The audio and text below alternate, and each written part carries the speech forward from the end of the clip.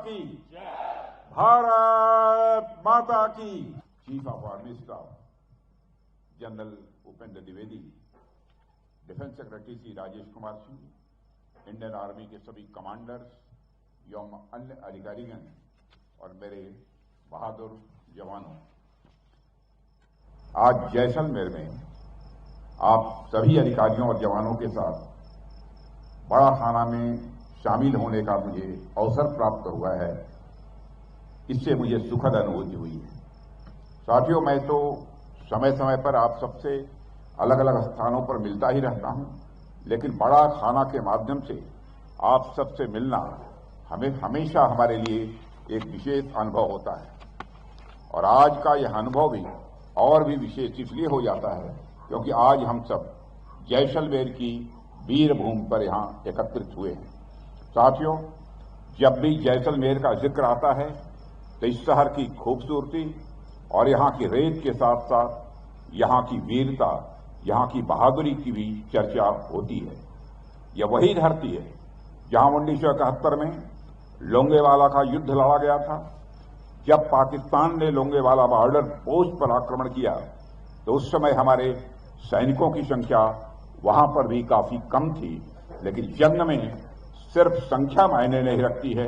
हमारे सैनिकों की संख्या भले ही कम रही हो, लेकिन उनके साहस में कोई कमी नहीं थी।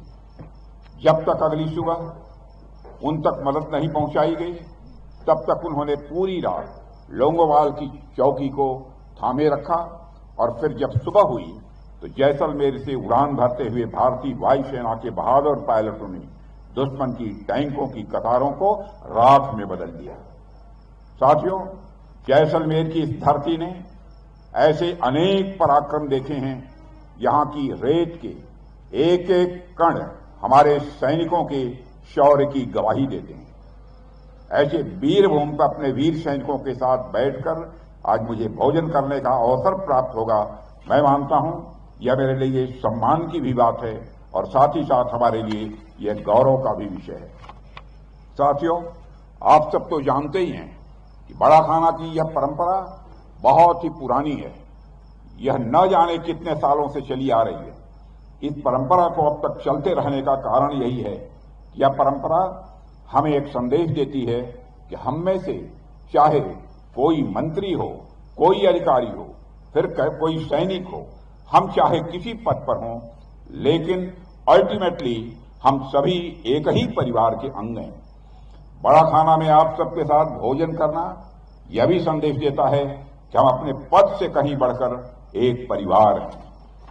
साथियों, दुनिया की अनेक सेनाओं में मेस नाइट्स या रेजिमेंटल डिनर्स जैसी परंपराएं देखने को मिलती हैं।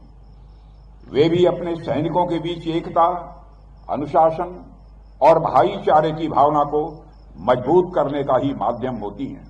लेकिन भारत का बड़ा खाना उनसे कहीं अलग है, क्योंकि हमारे यहां यह सिर्फ एक परंपरा न होकर हमारी संस्कृति, हमारी सभ्यता और संस्कारों का एक जीवंत प्रतीक है।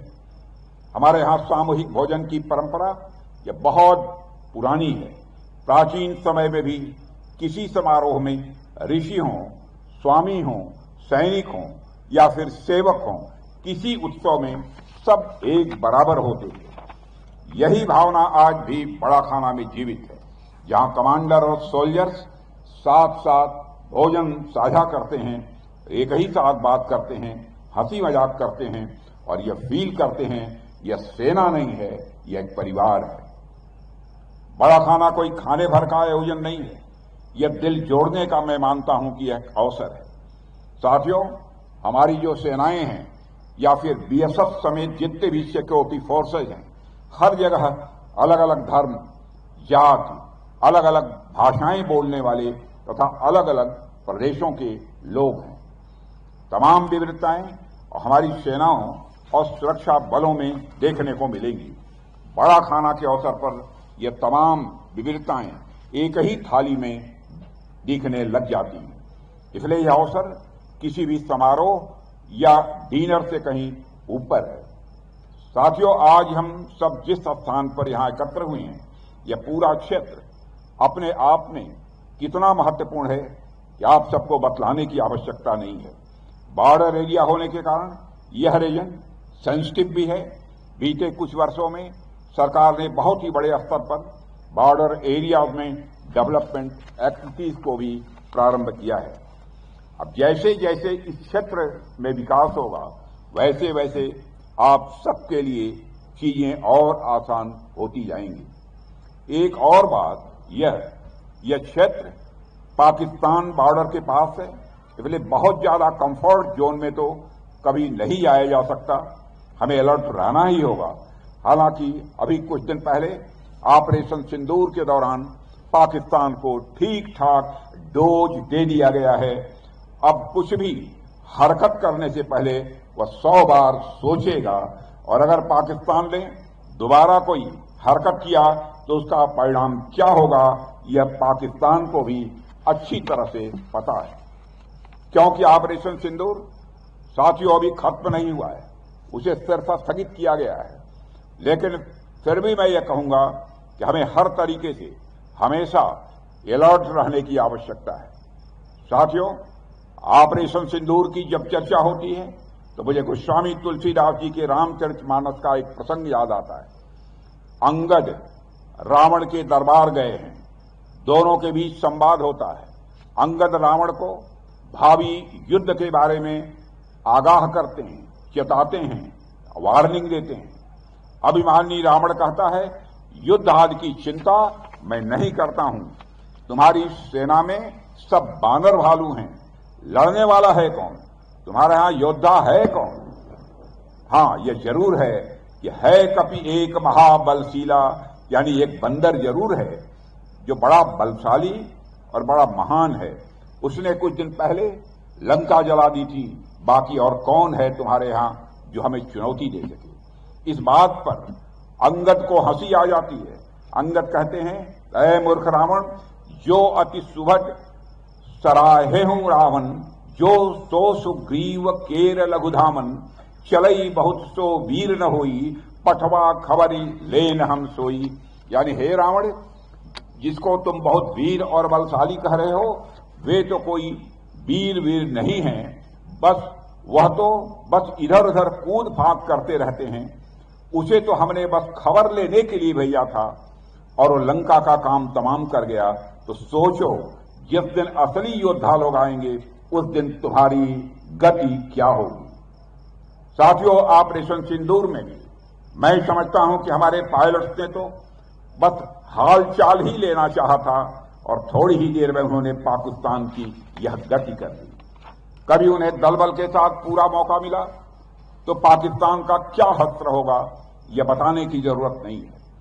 पर साथियों, हमारे शत्रु चाहे वे बाहरी हों या आंतरिक हों, कभी निष्क्रिय नहीं रहते, वे हमेशा किसी न किसी रूप में सक्रिय रहते हैं।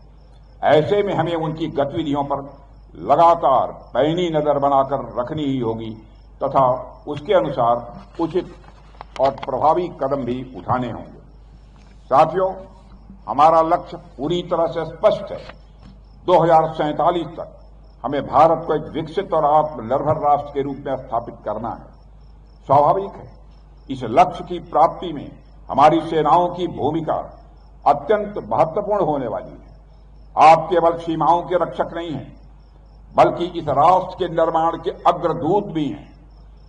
आपके परिश्रम, अनुशासन और बलिदान का प्रभाव राष्ट्र निर्माण की हर ईंट में दिखाई देता है। आपके मजबूत और युवा कंधों पर एक बहुत बड़ी जिम्मेदारी है। आपको एक ओर हमारी सीमाओं की सुरक्षा का भार उठाना है, तो वहीं दूसरी ओर विकसित भारत की इमारत भी यदि किसी को तैयार करनी है तो आपको तैयार करनी है।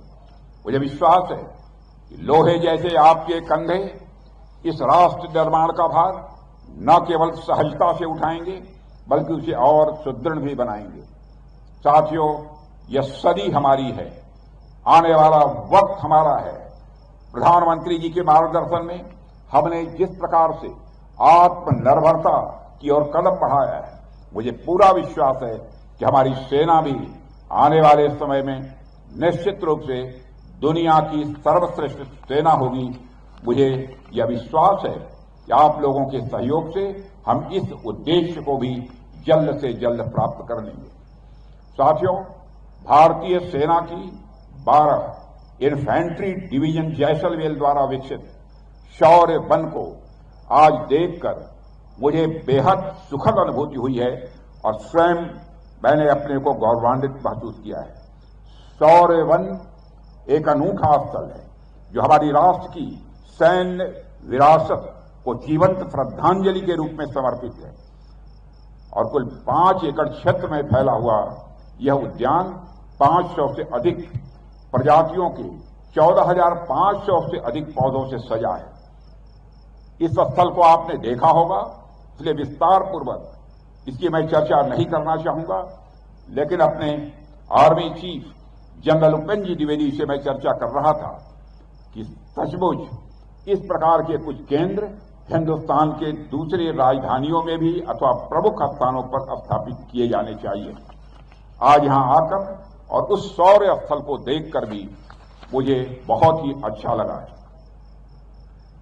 साथियों, मैं ये कहना चाहूंगा कि देश को आपके ऊपर गर्व है।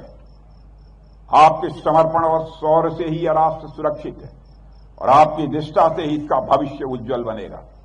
मेरा विश्वास और मेरी शुभकामनाएं सदैव आपके साथ हैं। मैं समझता हूं कि अब भोजन का समय है और मैं आप लोगों को आपके श्रेष्ठ और उत्तम कार्यों के लिए बधाई देते हुए अपनी बात यहीं समाप्त करता हूं। आप सबको बहुत बहुत धन्यवाद। बोलिए भारत माता की, भारत माता की, भारत माता की। बहुत बहुत धन्यवाद।